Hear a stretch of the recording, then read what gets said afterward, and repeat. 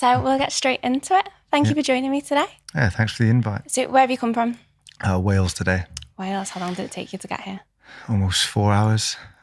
Took a few wrong turns, but Shara took a few wrong turns. It's not, you can't blame Shara. Shara got you here in one piece. Yeah, she got did. you here in one piece. Do you want to break down your bit of a nightmare that you had this morning?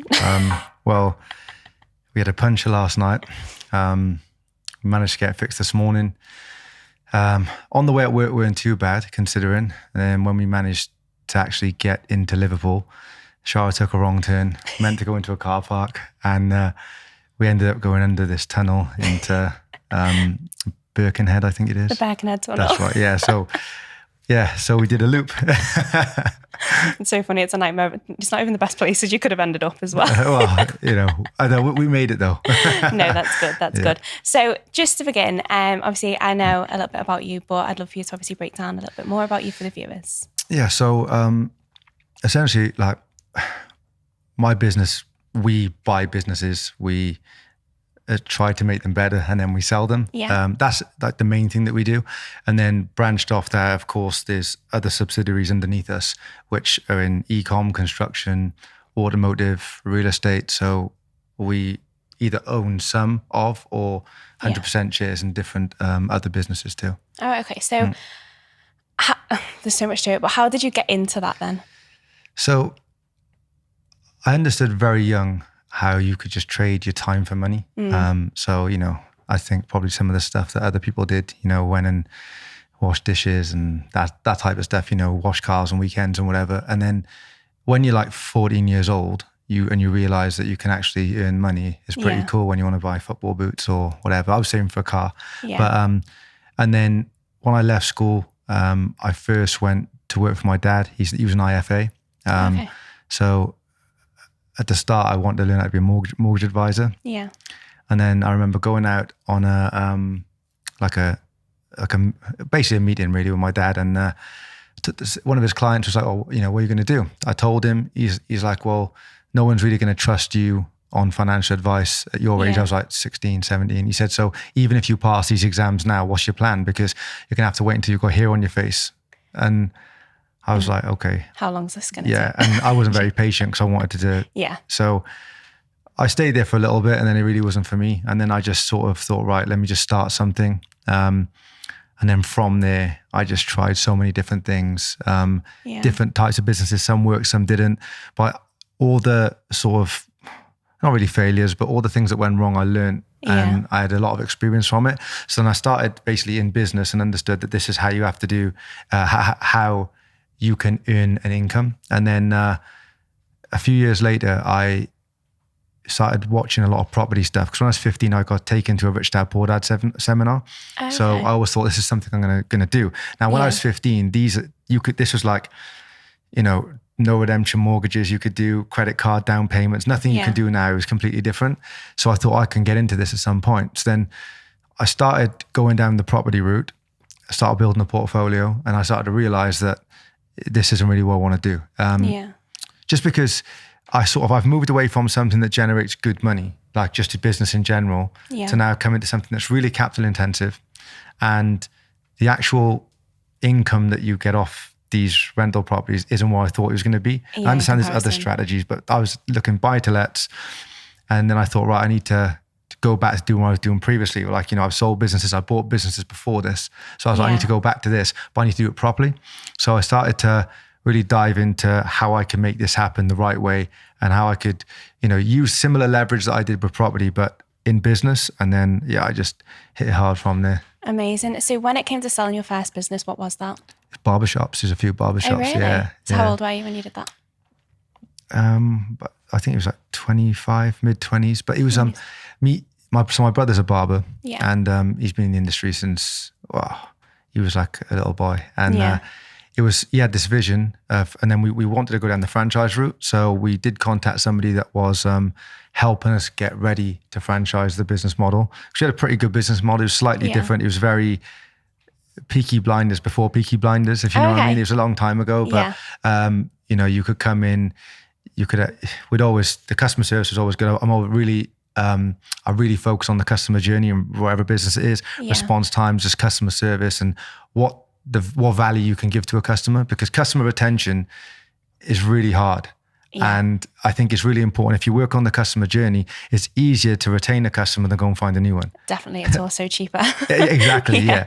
So we created a good environment. And then as time went on, I had other ventures that I was doing, and he was getting offered stuff overseas.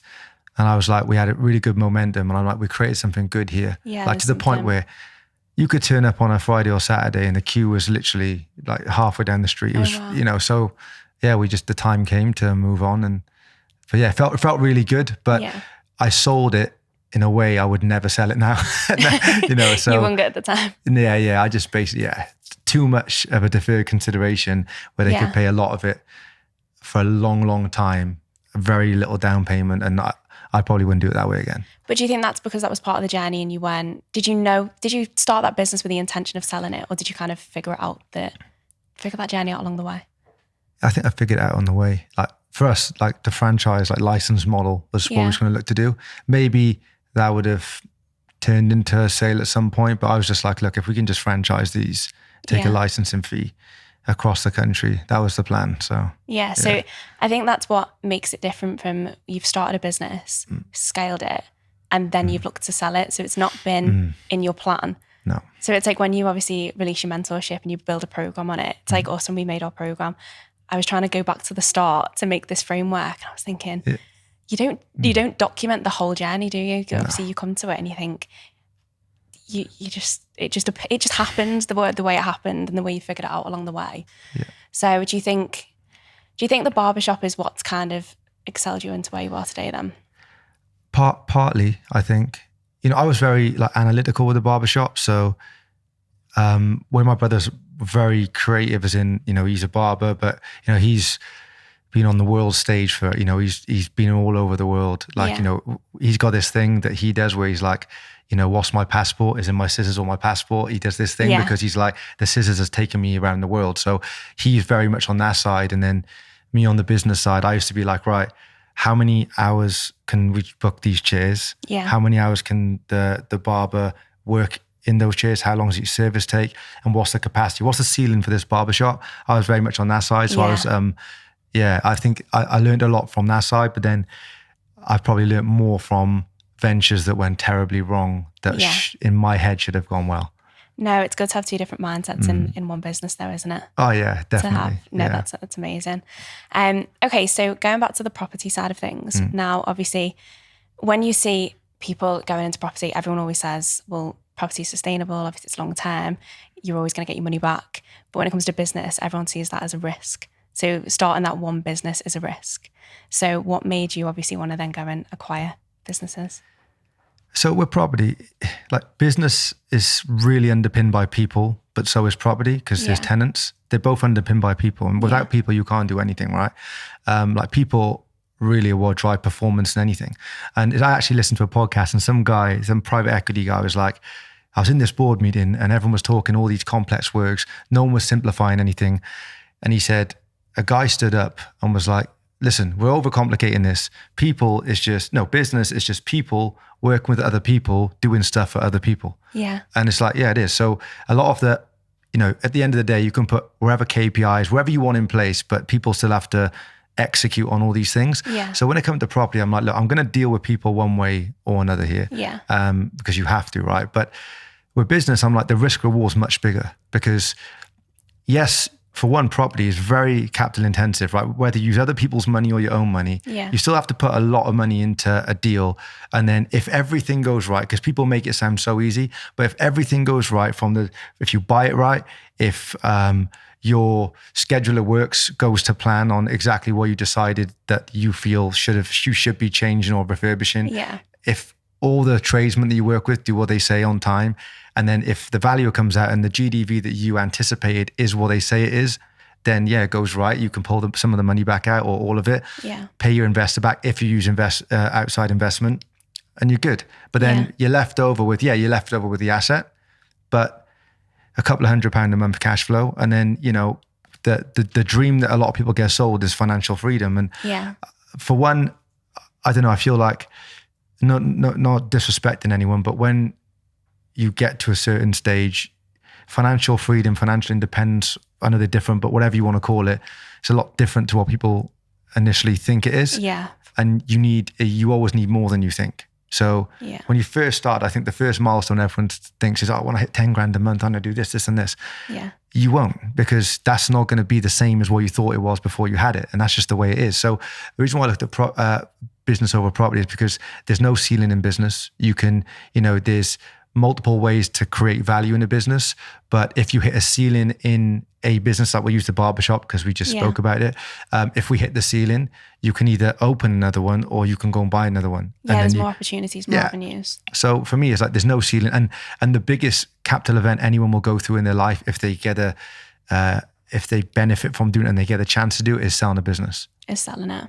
And that no one will go through nothing bigger than that. Yeah. So when it comes to like acquiring a new business, obviously, firstly, no, I'll take it back. I feel there's so much and you're trying to like go from the beginning. So when you take over a new business, what is it that you look for? Initially, just where we can create value. So there's a stat that came out recently, and it said that the S&P 500, the top 500 companies in America, the average lifespan was about 67 years, right? Now is 15. Now, you could think, well, why? Why all of a sudden now is the lifespan so much less than it used to be? But a lot of companies are scared to innovate, and then you end up with a blockbuster Netflix situation. Yeah. So first of all, you'll be surprised how many traditional businesses that are probably 25, 30 years old haven't updated hardly anything. Yeah. We've seen some that are over 30 years old that are doing deep 7 figures in revenue, fairly profitable too, and they're still writing down invoices on paper. Honestly, a lot of my clients are the same when they come over, and you just think, what, you're coming for social media and you've still got pad and paper? Exactly. So I feel we look for operational improvements, and of course there's a lot of financial improvements that can be made. We don't go in and try and like slash headcount on a thing. We'd rather get the workforce more effective. Yeah. Something we acquired like 6 weeks ago. It's funny, we were 6 weeks in, and last week we had a management meeting, and the general manager said, well, I've got 3 people I want to take on. Yeah. So I was like, well, let's wait. We're 6 weeks post-acquisition. Let's wait. Oh, and I've been in the business for all these years. We need these people. Yeah. So I looked at the internal CRM and their booking system, and the utilization percentage of the workforce is about 47%. Okay. So I'm like, people need to work harder. We need to make the workforce more effective. We don't need to go and hire to bridge the gap of the stuff these people aren't doing. We need to get these people doing work.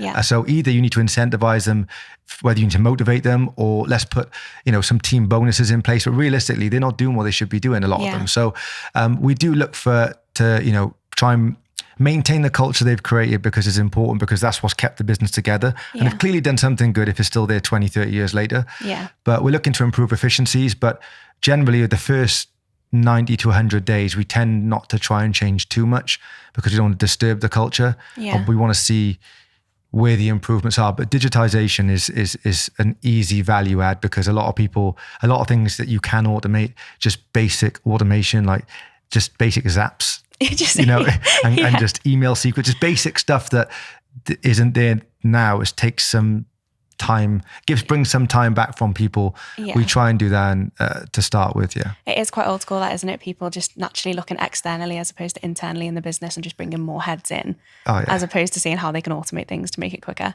Yeah, most people think if they throw money at something, it'll fix it. Yeah, and you could say that if you throw enough at something, maybe you will, but I'd rather try and be more efficient with what's already there, and just working out as well, because you could do as much due diligence on the front end, but there's always things that you're going to find out post anyway. Yeah.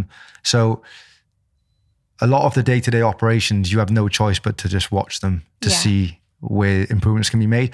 And like, look, I think that probably with your clients, you probably look at them and think, wow, there's so much you could be doing. You could do this, this, and this. Yeah. And if you ask them, they may not have the same knowledge as you, but if you ask them about someone else's business, they could probably advise on it a little bit, because we find it hard when we're in our own business. So taking like an overview of the business, you automatically see things they could be doing differently. And like I said, people get stuck in routine. Yeah, no, definitely. That's why I started my consultancy, because you don't even realize when you're speaking to a client, you end up consulting them without realizing. Yeah. And then they're like, because you've got separate eyes and you're looking in, as opposed to being in that business. And so many clients actually work in their business instead of on the business. Yeah, well, if you look, you got like, you know, when you look at some of the biggest firms in the world get paid to tell people to do things they know realistically they should be doing, but they need accountability. You know, McKinsey, Bain and Co. You know, these guys are, their billable hours are insane, and you know they're charging a lot of money. And like the NHS app, you know, during the pandemic, McKinsey was on that. How much was spent on that? And if we don't have the app, so it's like these people get paid all this money for consultancy, but I think that a lot of the time they're telling people you should do it this way or this way, and you're like, I think I know, but people are scared to actually do it, and they trust their own instincts to actually go and do it. No, so when you're looking at deals, do you ever find it difficult to like remove the emotion? So, for example, if someone wants to do something one way, and then you're like, no, this way. Yeah. I think, again, I think it's hard. Yeah. People are always usually the bottleneck in everything because there's difference in opinions. I think that is hard. Like emotion, I try and remove emotions from any investment, regardless of how much you try and remove it. There's always going to be some sort of bias there because we're humans and that's what we do. We're emotional creatures. So I feel that we're always going to tie some emotion to it. But I think self-awareness is key. I think that trying to build on your own self-awareness over a period of time, it could take years. And, you know, like the way I am now compared to the way I was 10 years ago, I'm a different person, as in like the way I react to things and the way I'll absorb stuff, how composed I am. You just change over time because you mature. But I think that's the hardest thing is you want to do something one way, or you know it should be done one way. You have to understand though the way the other person's thinking. Definitely. So do you think you've built this to where you are now through your mindset, self-belief? Yeah, definitely. Yeah, I think there's, so, you know, people say, look, you need to enhance your financial IQ, 100%. But I think that your emotional IQ is the most important because they call it EQ, and your emotional intelligence. If you can nail your emotional intelligence, you can control impulses, and just, because I think in life, we can't always control what happens to us, but we can control how we respond to it. And I think that's important to make sure that we're not too reactive. We don't, you know, just jump into things. And I think that the quicker that you learn that there'll always be another opportunity that comes up, we don't have to get too emotionally attached to something, shiny object syndrome. And that, you know, the way we react to something right now, we could take a completely different approach in 24 hours to it. Yeah. So I think that's that, and just like a relentless mindset, because I'm very competitive. And just going for it. But I guess from when you were younger as well, you've had that self-belief because I'm guessing you're a natural entrepreneur, aren't you? Yeah, I just feel that, you know, you're like, I've always thought just, you know, you have good days and bad days. It is what it is. And I think that, you know, I think people either want something or they don't, and their actions and decisions day to day, you can tell how much they want something. Like I have conversations with family, and you know, someone may say, you know, let's say, for instance, the easiest one is someone say, I want to lose weight. And it's like, okay, so when was the last time you went to the gym? What did you eat today? What have you eaten this week? What have you done completely this week towards this goal that you're talking about? Yeah. If they want to start a business, okay, what have you done? I'm sorting this out. All these things, I feel that, you know, most people, you can see how much they really want it. Because if we want something, we go and do it. Yeah. And there isn't, you know, I understand some people, you know, do get held back a little bit by mindset, but you can generally tell how much someone wants something. I feel like you can have that naturally in your mindset as well. So that you can obviously teach a growth mindset, but you can naturally have one. So when you're saying that in a business that you might acquire, when you go in, you think this is so old school, they've not kept up to date, they've not innovated at all. But at some point, someone that started that business has taken the leap to start that business. Oh yeah. But then they've not continued to keep that same mindset throughout. I think consistency is one of the hardest things. Like if you actually look, most people that end up being successful, everyone wants to find out what the secret formula is. They're like, oh, what did you do different to everyone else? It's like, do you know, like the one thing that people forget is just general consistency and discipline. Usually, if you keep doing the same thing over and over again, you stay disciplined and you just maintain consistency, it's going to be hard for you to fail down the line. And it may take someone 18 months, it may take someone 10 years, but look, you know, if you don't do it, then it's just the road that you never traveled, and you're always going to be thinking, oh, what if? And so I'm just like, look, just dive in. Like risks, you can't really live without risks. And at the end of the day, you know, like for instance, if you walked out of a house in the morning and you lived on a really busy road and, you know, you just ran across the road and didn't look either way, then people will say, well, that's a huge risk to take, right? Yeah, of course. But, you know, if you come out the same house and you walk on the same road and you look up and down the road, make sure nothing's coming, then you've mitigated the risk and you walk across the road. Same as in life, business, and anything you do. Yeah, you can either be a reckless risk taker or you can look at risk management, try and mitigate all the risks and do it that way. You're still going to take risks. There is no way you're going to get from A to B realistically, especially if you want a certain life without an element of risk is impossible. Yeah, and I guess if you look at anything in life, there's risks to absolutely everything. You just choose your risks, don't you? Yeah. If we go to mentorship now, so looking at the mentorship that you've obviously developed, was that something that you intended to start? Or did someone ask you to mentor them? How did that come about? Yeah, so someone asked me. So someone asked me and said, do you offer it? I was like, no. When I was younger, I had this thing that I wanted to be a life coach when I was older. Yeah. But I thought I need to have life to be a life coach. So I need to live more. I was like 16. 16 mortgages, I'm a life coach. Yeah, exactly. So I was like, you know, let me wait. And down the line, I want to be a coach because I like helping people. I'm passionate about it. Yeah. And like, I feel like a real leader can put others on the scoreboard. And I feel that that's important. Like, let's let other people win. And I love watching other people win. So someone actually contacted me and was like, do you do it? I said, no. He said, can you teach me M&A? And I was like, I don't really have a framework to teach you M&A right now. I'm doing it myself, but I haven't like put nothing together. I said, this guy does. So I sent him somebody else that I knew. And he came back like 2 months later and said, look, I haven't really learned anything. Can you teach me? Yeah. I was like, look, let me piece something together and we'll work it out. So I tried to piece something together. I thought, right, let me get proof of concept with this individual. Yeah. So we did it, got a business, and then other people wanted mentorship then. And then I met a good friend of mine over in Dubai, actually. We went out for dinner and he had like a really good business model around coaching, how to start and scale a coaching program. So like it was a world I didn't really understand at the time. And I was like, he's like, look, mate, I said, I haven't got the time to do it. I said, I can't have all these different people. He was like, yeah, you should take on clients. I'm like, I actually do this though. So I don't have time. You need another you. Yeah. So he's like, you should create a mastermind. And obviously I've been to masterminds and stuff before, but I never really thought of starting my own. And then I just thought, okay, let's test the water on it. And then people liked it. And then now I think we got like an amazing community of people. Yeah. Everyone's very active. Sometimes in our private group, I don't even get a chance to comment. Like someone asks a question, other people are all over it. I feel like really, really thankful for the group we have and the people that are in it. So it's really good. Does it still feel surreal though that what you've learned along your way, like your journey has helped them get to where they are as well? Yeah. So like their wins, their successes. Yeah, definitely. I think that it's cool because you like open people's eyes, like especially like within like sort of buying businesses. Most people wouldn't really come across it, you see property. Like the thing is when people go online and they're like, right, if let's say they're in employment, they're like, I want to jump out of employment.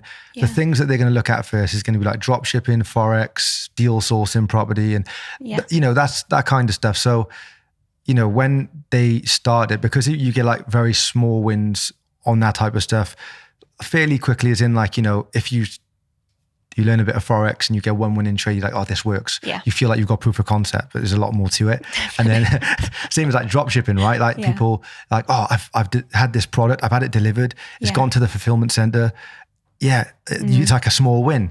Whereas, like M&A is very different. Like you're going to get a lot of no's. Yeah. Some people get it a lot quicker than others. Like we've had some people that send out 10 letters and bought a business. And then there's some that's 10,000 emails deep, and they're still looking. So I think that it's different. So most people don't tend to be like, oh, I'm going to sell this M&A coaching program because it takes time. It's not easy, but it's worth it. And so I think that's why. And also like, look, if you look at like Warren Buffett, for instance, right? If people say, what does he do? They're like, he invests in stocks. So yeah, he does. But Warren Buffett and Berkshire Hathaway are actively involved in M&A. Like Bezos and Amazon, the ecosystem's been built through M&A. Yeah. So is Google. But people don't focus on that side of it, if you know what I mean. I don't feel like people speak about it enough at all. I feel like when you go on social media, there's nowhere. You can't, I've got you, that's it. Yeah. I don't see you and Shara, that's it. I don't Yeah. see anyone else speaking about it. But property is everywhere, dropshipping is everywhere. And that's just the natural thing. You go on YouTube, it's like the easiest thing that people talk about, but that's not easy. No. None of it's easy. No. It's just like a trend, isn't it? Yeah. It's, and the thing is, I think, like, you know yourself, running a business, it isn't easy anyway. So like you can get to the point where you learn enough about it to acquire, but then you do have to run the business too. Yeah. So if there's like a solid management team in place, or you don't understand the industry, or there's a lot of moving parts. Like you could get lucky, a really good management team, but it can be hard, and that's just part of it. But I do feel that, it's like a bit of a life hack for the skill set. Like I feel that there's only really two skill sets I think that not worth having, but I feel that you could probably succeed in almost every country in the world. And that is, one is trading. Because I feel that if you got a Wi-Fi connection and you are very good at trading, it takes years and years. Like what my business partner, actually, he's my cousin too. He lives in the States and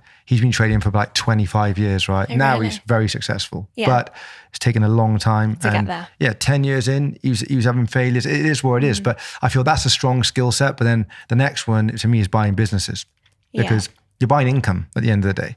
There's some countries you can't even buy property in, Yeah. So, why do you think it's not spoken about then? Why do you think because you are right, you are buying income, you go into property, you have to invest, then you have to wait, then you have to hope that everything goes right, and then you can pull your money out. But why do you think no one speaks about buying businesses? I think that if you look at some of the wealthiest people in the world, that's how they've created their wealth. Yeah.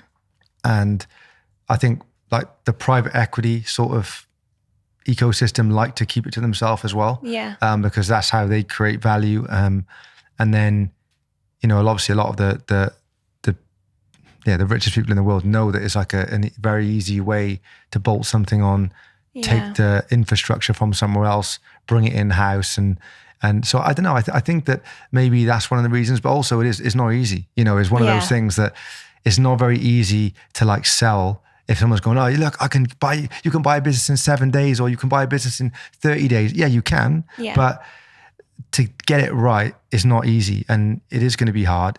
The reward's insane, but it is very hard. So that's probably why. Is there like a specific niche that you look at when you're buying a business? Now, there is. So we're mainly focused on civil engineering, but we was quite agnostic previously. Like we've got stuff in various different sectors now.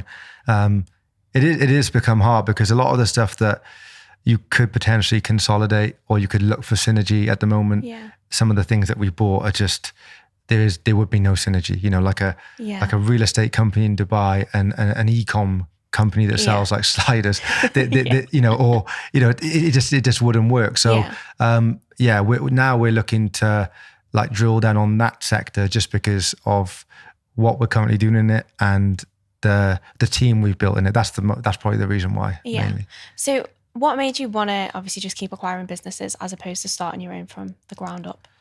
Because I started so many and it's very hard. And when you start a business, you don't have any customers, you don't have a brand.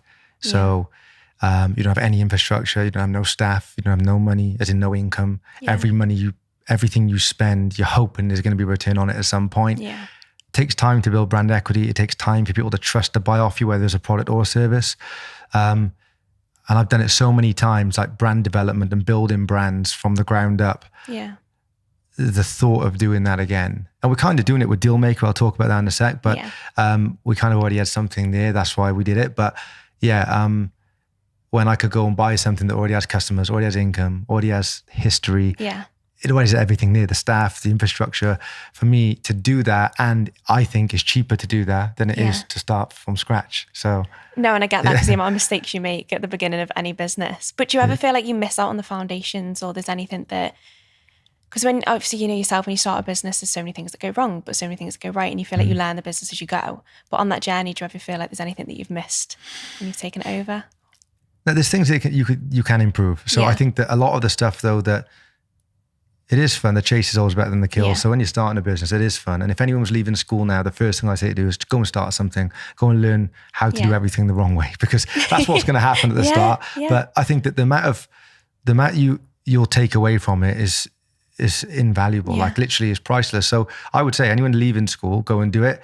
If you've already you know, if you're like 20 plus, I'd probably say look at buying businesses because you can improve things, but a lot of the stuff you're buying, the stuff that we're talking about now, they've already done all that, like all that pain and stuff that's gone wrong, you know, they've done it for you. Yeah, they've gone around it. And then the stuff that you feel that they should have done better, then you've got time. You can be like, right, let me give myself a 24-month runway. And over this 24 months, we're going to do this, this, and this. Slowly, we're going to integrate a bit of technology and then we're going to go from there.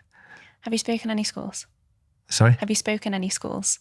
In schools? Yeah. Yeah, actually, I went back for the first time, I went back to my high school about 2 months ago. Oh, really? How was it? It was really good. It was weird because I haven't been there since I've left. The deputy head used to be my PE teacher. Oh, really? So, and he's the only teacher like I really liked. Like, you know, he was a hard teacher, but because I liked sport, I got on with him well. Yeah. It was cool. Like I wasn't sure which way to take it, but I just wanted really for them, because what I noticed was the head of year came in just before we started and she was like, there's still a lot of you that haven't filled in your forms for college. You have to do it. You have to do it. Yeah. And I was kind of like you're basically forcing them to go to college. Like, what if they don't want to go? And like, I'm not saying not to go down to the further education route, but I think you need to be very intentional and concise with what you want if you're going to go to further education, because the world's moving very quickly now. So there's a lot of stuff that people could be going to college, university that probably is not going to be needed. So it's very hard to find. It's hard to pick something that you're going to get a full career out of. Yeah. Like my parents probably could have gone into an industry and had an entire career out of it and took their pension and left. Our generation, you can't, there's very little things you can do that in. Yeah. So I like to start from, you know, what do you want your life to look like? And that's why I kind of told them, I'm like, look, whatever it is you want to do and whatever you're passionate about, what do you want your life to look like? Like, what do you want out of life? And like, if you're someone that just wants to like a quite, you know, laid back life, quite content, then just go and do something you enjoy. You might change because we change all the time. Yeah. But if you want this fancy life and all this stuff and, you know, you're going to go and, I don't know, be a PE teacher, for instance, then it doesn't take a genius to work out. You're not going to be able to do it. It's just, it's not going to happen. So I think that you just start on what you want your life to look like, work backwards and be like, right, what do I want to do? Right. Do these two line up? Like, where's my ceiling here? Like, what's the max? And I did that. I literally thought when I was younger, that I want to be a PE teacher because I like my PE teacher. Yeah. And then like, when I actually look now on like Glassdoor, you can go on there and see like the max a PE teacher can in the UK and what city they earn it in. I was like, wow. Like when I look at that now, I'm like, and there's nothing against that because everyone's different. But my point is, I'm like, that wouldn't have got me where I wanted. And I could have ended up doing 25, 30 years of work to realize, well, this isn't what I thought it was good. You know, so yeah, I think that for me, it was more about trying to get their mindset in them. Yeah. And I was quite shocked though, because Shara came and I remember I was very shocked when I said, I give them 3 options. I was like, you know, out of these 3, you know, what do you want to do? And I think one was like further education, one was start a business, and one was be something on social media, even though it kind of is part of starting a business. Yeah. And there was like 3 people out of 200 that put their hand up for social media. And I was like, yeah, that's weird. Because I actually asked people on my Instagram, I said, anyone who has kids, what does your kid want to be if they're like 14, 15? And everyone kept saying, influencer. And I'm like, what's happened to the world? And, and when the 3 people put their hand up, but most was like college, further education, which is cool. I just want people to just at least know what's out there, you know? Yeah, 'cause it's hard because in school, they're just, everything that's drummed into them is further education. There's absolutely nothing about starting a business. I did business at A-level and I didn't have a clue what he was going on about. It was all textbook. And I just don't think you can learn a business like that.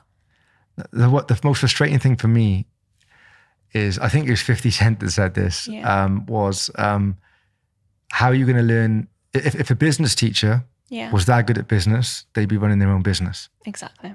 And that's why I find hard, because I took business, I took double business in school, not in college. And my teacher never ran a business. Yeah, ever. Exactly. So I had Spice Couture at the time, horrific name, but we'll deal with it. Okay. So that was, I was running that, I started that when I was 14 and then I sold that when I was 16. Oh, did you?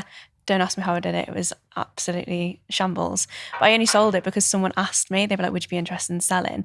And it had been drummed into my brain that I needed to go to college, I needed to go to uni. And at the time I was drop shipping. So I was drop shipping all the products, and my dad was like, I think what you're doing is illegal. And I was like, I don't think it is. I'm just buying and selling product. But he didn't understand it at all.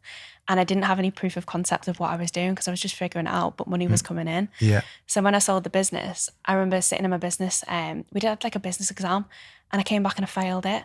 And he was like, you failed. I was thinking, but I'm making money. Like, how am I making money outside of these business lessons? But I'm failing here. And I just don't think they because you're right, they've never run a business themselves. No. And I also think, like, you'll be surprised how many business owners, like, they built a good business, but they don't quite understand their business. So when we come to, like, say, valuation, it's actually quite funny. So some guy was like, I'll send you over what I think the business is valued at. I was like, yeah, sure. So he sent me this over, and I don't know if he Googled it or not, but he was like, I want this multiple on my EBITDA. I was like, okay. I was like, well, where do you get the valuation from? Like, you and I just, that's what I think it is. I said, that's fine. I was like, end of the day, the value is just what someone's willing to pay. Like, yeah, we can look at industry averages and stuff, but at the end of the day, it's down to if a buyer's willing to pay it. So then he's like, I said, oh, by the way, you can't add back the dividends, because he added back all these dividends. I'm like, you can't add those back. I said, that's after tax. He's like, that's the D though in EBITDA. I'm like, it's not, it's depreciation, but you can't add them back. And he's like, well, what can I add back? I'm like, any surplus salary. And I give him a few things.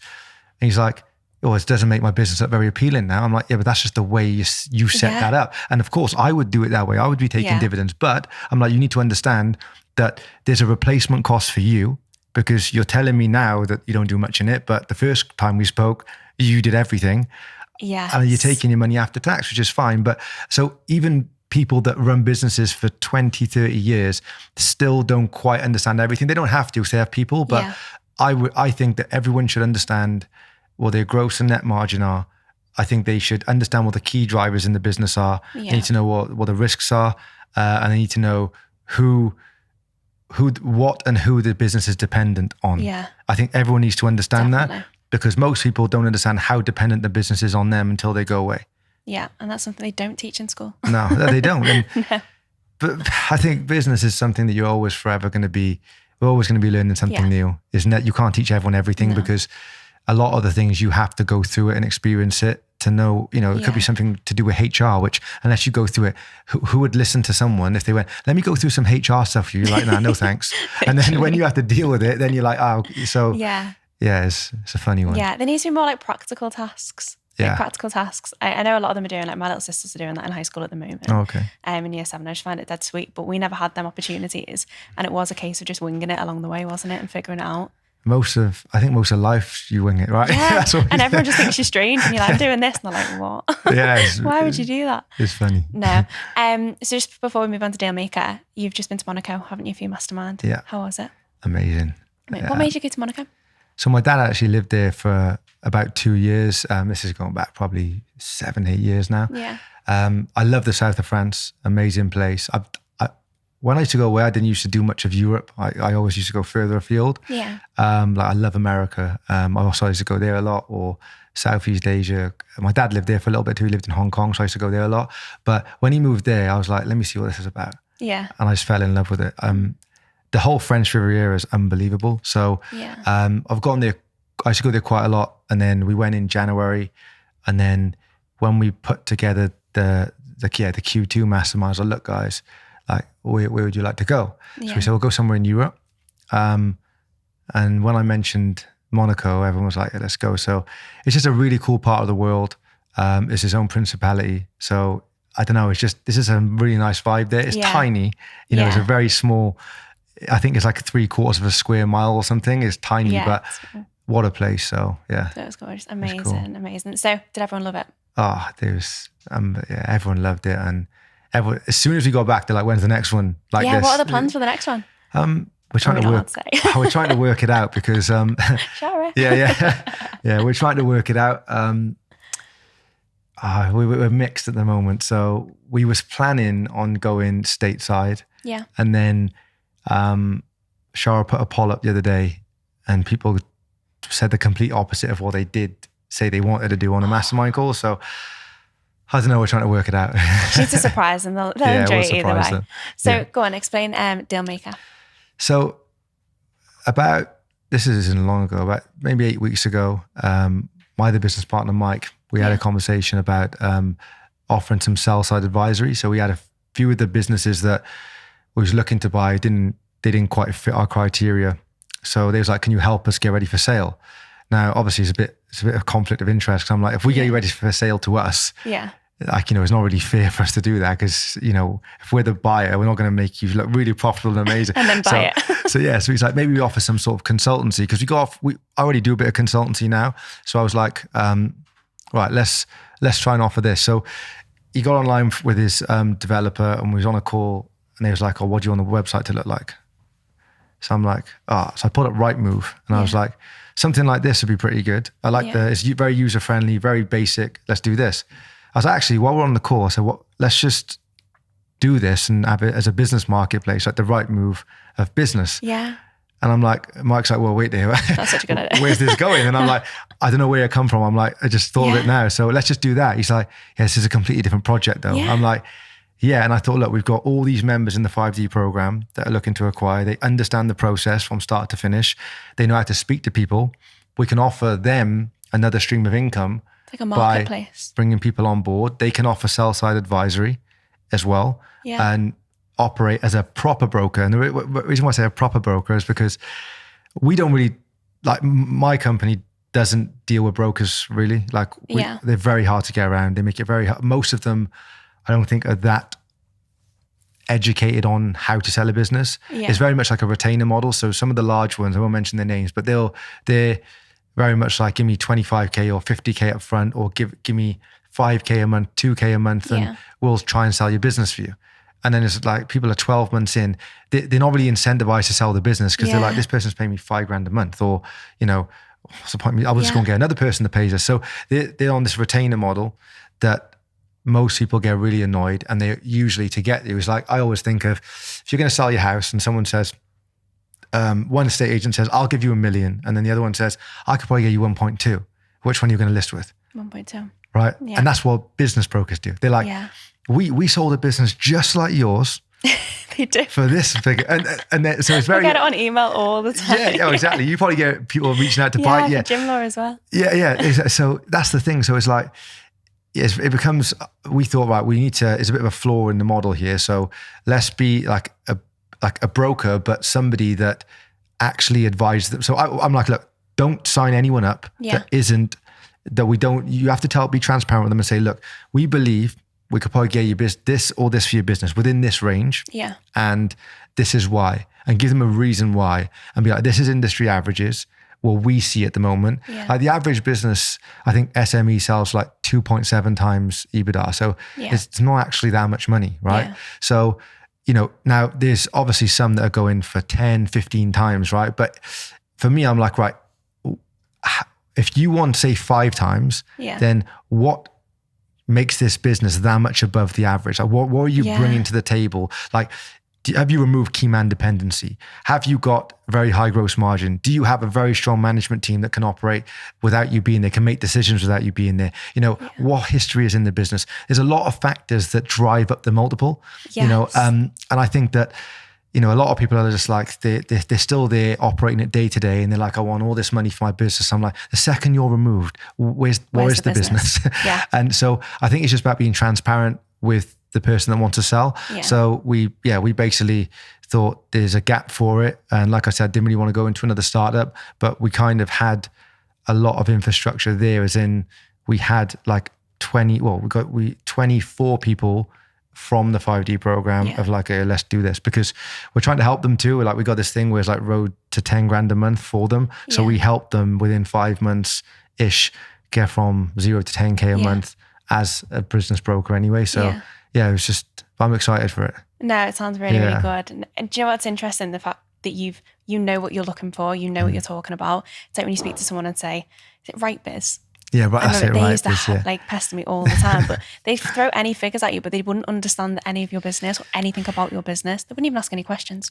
No, so what it is, it's like, I feel that where we probably can help is we understand buy side and sell side. Yeah. But like me, Mike and Craig, we've all bought and sold businesses. So you understand what it feels like on both sides. So when you're saying to someone who's selling their business, oh, we can do this and this for you, I already know what the buyer's going to say. I know that first email, if it's a real buyer, I know what they're going to ask you, even the basics. If you don't have them right, then you're just going to be, you're putting yourself in a position of weakness immediately, because now you have to try and justify all this stuff they're asking you.